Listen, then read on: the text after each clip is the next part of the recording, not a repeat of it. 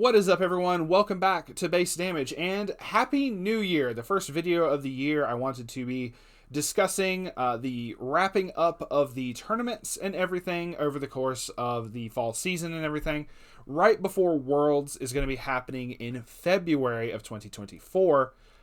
So just wanted to go over the last little chunk. The last three that we have were Cardiff in the UK, Duluth in Georgia, and Anaheim, California was the last three that we were needing. Sadly, not all of the stuff for Anaheim has been posted just yet, but we can assume what the builds are going to be and everything, so that's cool. But yeah, let's get started with Cardiff because we have a lot to go over. We're going to at least cover the top three, first, second, and third place. And then if I see anything else that I like, we'll highlight that as we go through. But starting with Cardiff, we have 88 players.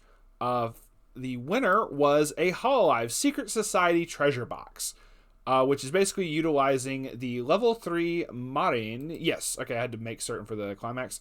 The level 3 Marin with the level 1 Chloe. Now, the level 1 Chloe, you do have to be able to reveal this Laplace for, so I'm just stating.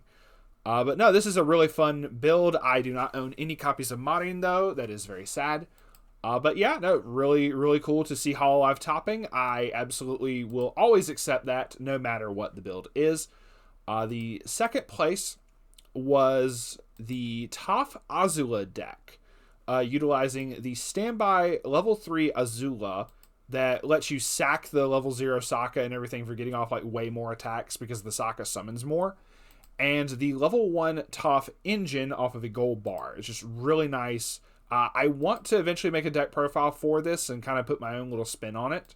But, that'll happen when it happens. So, congrats to the Avatar player. Now, the next one, third place, is Data Live. I do not know anywhere near as much about Data Live, so I'm not going to be able to talk about it, but so much. I do know the level 3 combo that it utilizes right here is the Origami Tobichi. This is off of Pants Trigger. Now, there is a choice trigger in here, but okay, it's this level 1 Kotori that combos with the choice trigger. So that is the particular setup. Nothing like I really think is like game changing in here because I don't really know all of the cards. I do know this event you do give a character -1 soul, like you get to choose this like 3 times or some shit. It's crazy. But maybe someone can comment in the comment section about like the overall setup for this deck, because I am not particularly certain on it. But really cool. Congrats to the Data Life player getting to third place. Really awesome. Oh, cool. I didn't even notice this. Apparently, one of the Refresh Point boys, maybe it wasn't, topped with Slime in Duluth. So hold on, we'll get to that in a second. Sorry, I was like, oh yeah, that's the next one. So fourth place was an Oski Polka. Fifth place, Korone, Marin, and a +2 soul. I wonder if that +2 soul is Shioko. A GGO, really awesome surprise there to see GGO topping. Like, what the hell? AOT, the win choice is more from the final season one. And Elizabeth Hendrickson, we'll see this again in a little bit.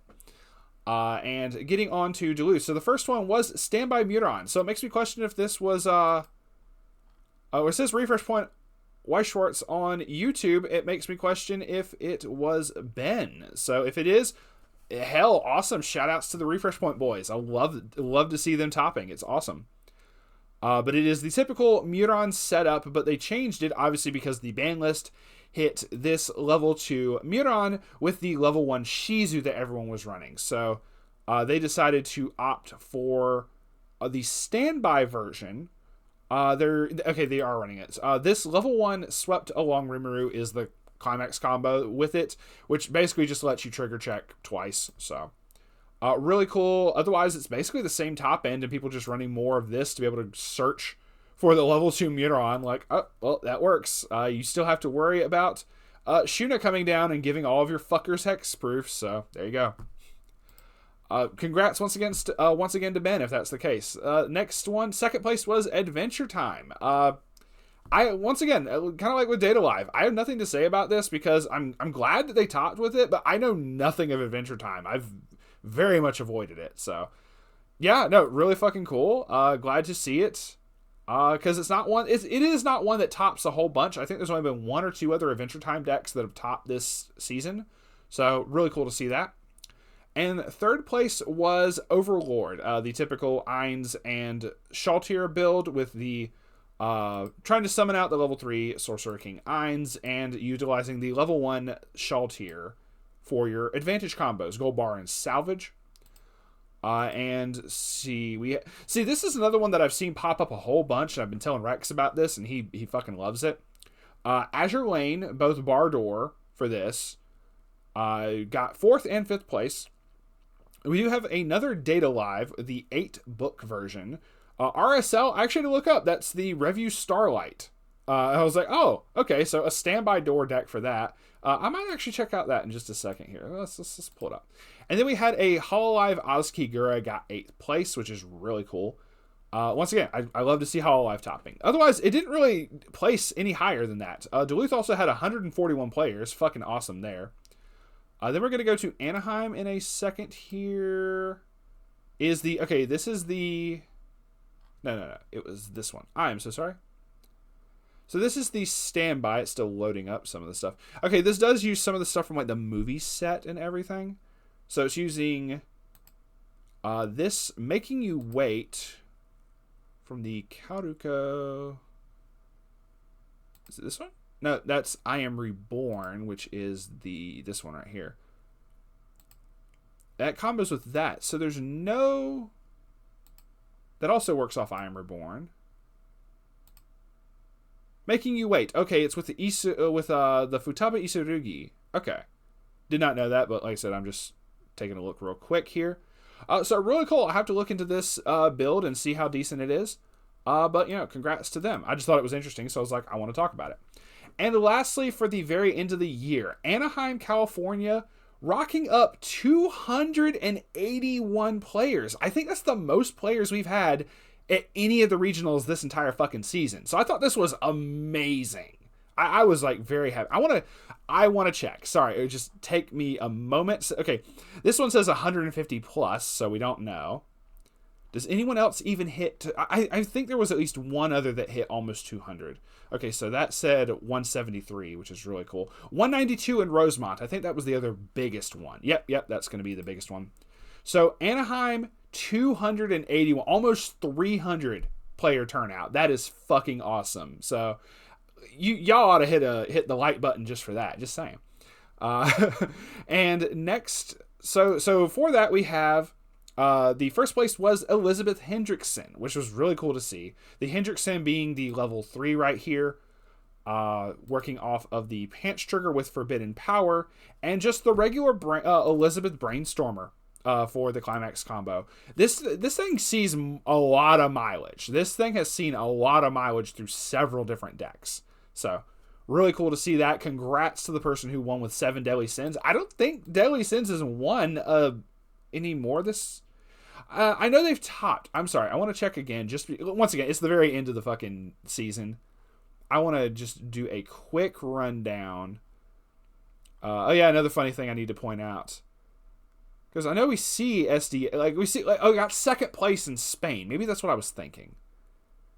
Otherwise, I don't see SDS first place anywhere. So I'm really happy that got there. That's really fucking cool. So, hell yeah, really can't complain there. Then we have second place was another Muron standby. So once again, the level 2 Muron and the level 1 Rimuru setup. And so, yeah, the ban list did fuck all to Slime, just saying. It's taken away several tops and wins since the ban list hit, so... And third place was another Chloe Marine deck, and they have a bunch of alternate rarities in here, so a lot of SPs and stuff. Really fucking cool to see that too. So, no SP Louis, come on, man. No, you're good. Yeah, and even the promos and stuff for the Marine and the Chloe. That's gonna be it for that. So, and once again, fourth place, Standby Muron, and then a +2 Soul Muron. It's just Slime, just the brakes, did not stop. They never once pressed the brakes. They're like, oh, you're trying to put a stop to our shenanigans? Fuck it, we're going to do some other shit. Another thing I wanted to point out, since the ban list, which would have been Melbourne, Australia, was when the ban list went into effect for SAO and Slime. Not a single the very next one was an immediate Slime deck that won. Not a single SAO deck to be seen. We don't count GGO. I love you so much, but no. We do not count that, and that means there are no Alice decks apparently showing up. If you played Alice at any one of these events after the ban list, please comment down below. It would be greatly appreciated. To round out the last bit of the decks, we do have a quintuplets 8-door, which is probably the Eatski build, the Review Starlight Choice Pants, and an Azure Lane 8-bar. I actually want to pull this one up because I want to see this. I've been liking messing with some of the Azure Lane stuff. Rex picked up a whole bunch of the cards, so we've been brewing some stuff. But yeah, otherwise, very cool. I love this massive turnout. That is so fucking cool. No cheating scandals to be heard of. It said this was 8 standby. Or 8-bar. I don't know why I was thinking standby on that. I'm a dumbass. 8-bar. Okay, I'm an idiot. We know this. Moving on. Okay, so it uses Shinano. Okay, this is the double rare. Okay, cool. So, very nice. And, yeah, that's going to be... I don't know why I was thinking standby for that. I'm an idiot. But that is going to do it for the regionals and everything. The next thing coming up in February is going to be Nats. Well, not Nats, but Worlds. Fuck it. I don't care. Worlds. We're going to be waiting for that. I'm going to be seeing when they're going to be streaming it. I'm assuming they're going to be streaming feature matches and stuff. Obviously, when they have Worlds, they're also going to have like Vanguard and stuff. So we're going to try to see when that happens, if we can probably get live reactions to some of the stuff going on for that, and then I can just edit videos later. But if it doesn't, it's all good. Hey, shout outs to everyone who has topped. Shout outs to everyone who has played. If you participated in any of these, any of the regionals at all, please comment down below. Tell us what you ran. Even if if you topped, cool. Let us know. If I've seen several people actually say, "Yo, that one, such and such deck was me," or like, "Oh yeah, that was me who won it," or something. Like hell, our boy, Space Cowboy got in Houston, got to the Konosuba Dankness win at 4th place. Like, hell, that's awesome. So I really, really love keeping track of this kind of stuff. Obviously, after Worlds, we're going to have teams again. We'll see how that goes. But other than that is going to be it for this video. I just wanted to take a quick looky at what all we had. And once again, I'm so happy that this had such a massive turnout. That is so fucking cool. And yeah, shout outs to everybody who's topped, who've won, and good luck, good, safe travels to I believe it's to Japan. If I'm wrong on that, please let me know. But I believe the Worlds is going to be held in Japan. I hope y'all have very safe travels, and that that everyone plays their best. And good luck to whoever wins. I'm pulling for whoever's running Hololive, but that's whatever. So, all right, man. Y'all take care and peace out for now.